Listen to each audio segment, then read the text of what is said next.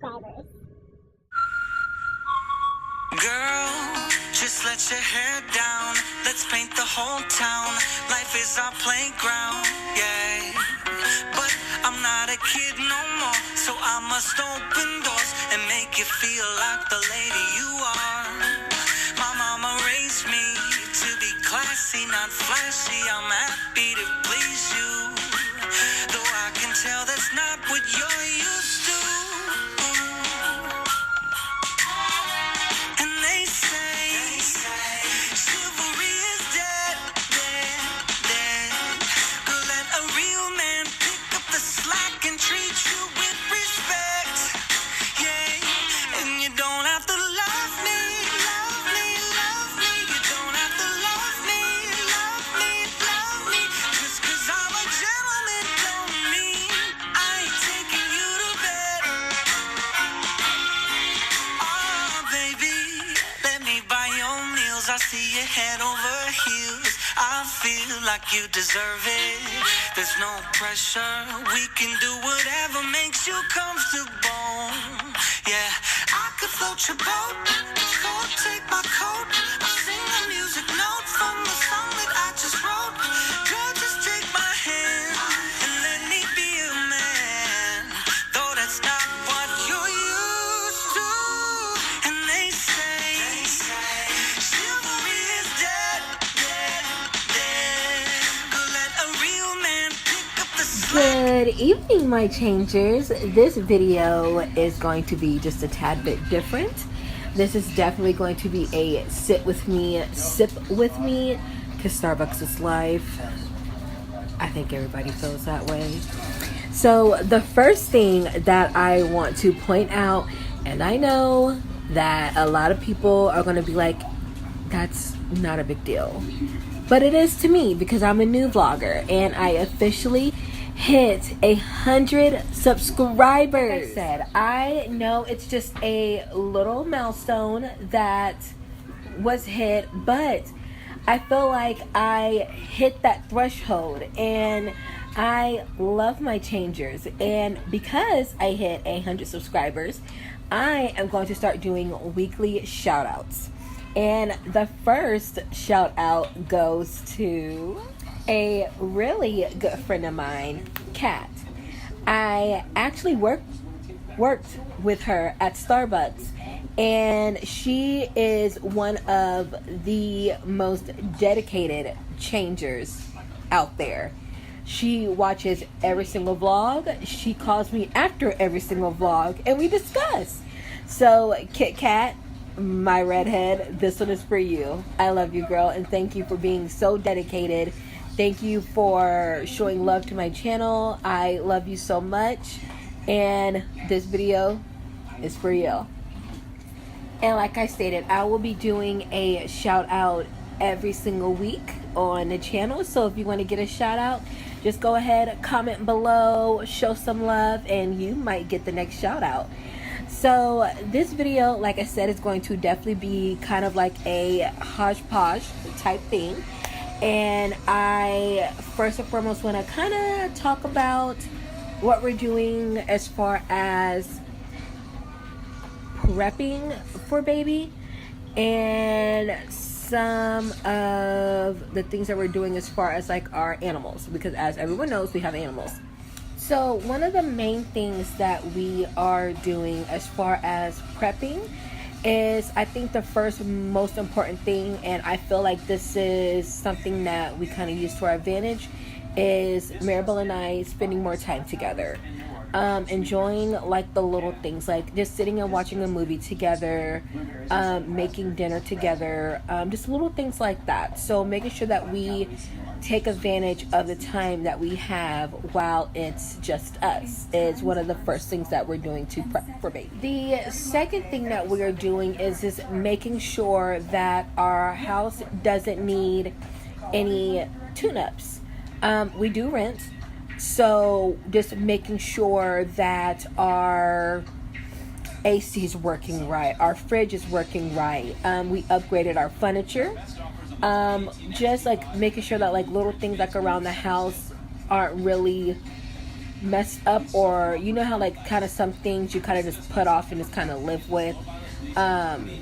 So just making sure like everything in general is good with the house is another thing that we're doing to prep for baby, which I feel like some people kind of forget, you know, just, oh, you know, that crack in the window we forgot about, or you know, just little things like that. And then one of the last things, but definitely not least, is our animals. I'm not going to go into the extent of animals that we have, but we do have cats and we do have dogs. So just making sure that everyone is caught up with their shots, making sure that, you know, everyone is like up to date with their flea and tick stuff, making sure, you know, everyone is just good and healthy to go. So that is definitely something that is the most expensive, just because, you know, our fur babies obviously come first, and just making sure that they're all in good health and making sure that they're good to go and comfortable was definitely our priority for us. And obviously bringing a child into this house, or children, our animals will definitely need to make sure that they're healthy, that they don't have any fleas or anything like that, because that would definitely be a no-go. And then obviously we have our chicken. So just making sure that you know, hey is good. There is an exotic vet that we are going to use to get, you know, hey just an overall checkup. But yeah, I mean, just making sure that, you know, they're good, making sure that our house, you know, is good, and making sure that, you know, if anything needs any, like, you know, small maintenance or anything, making sure that we get it taken care of. The next thing that is on our prepping for baby list is picking which room is going to be the nursery and deep cleaning it.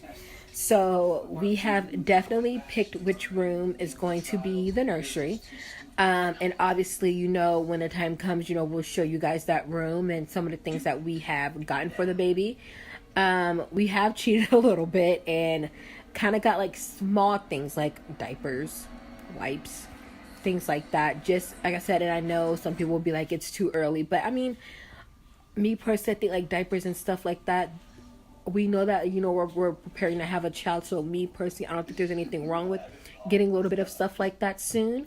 So, but like I said, when the time comes and we get more things in there and set up, we'll definitely show you guys which room is going to be the nursery. So that is pretty much a like rough kind of idea of what we've been doing to prep.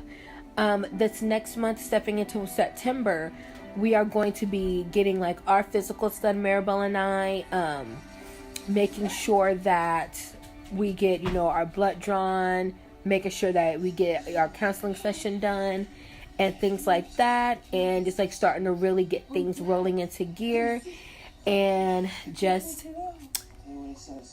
getting ready for everything else to come. The next subject that I kind of want to talk about and give you guys an update on, since I've definitely gotten quite a bit of answers since the last time I talked to you guys about my health, is my health.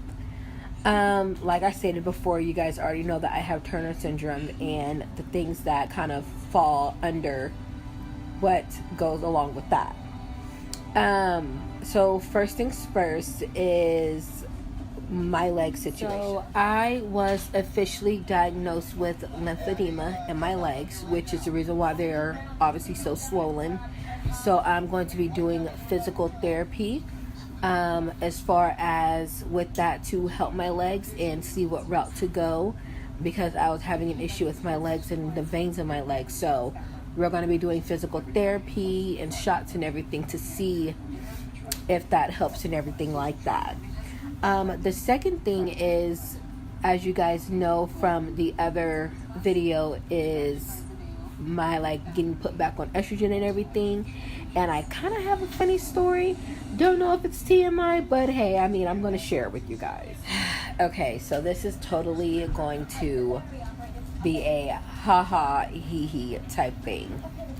So for those of you who, like I said, have seen my video or who don't know, I don't have a monthly friend.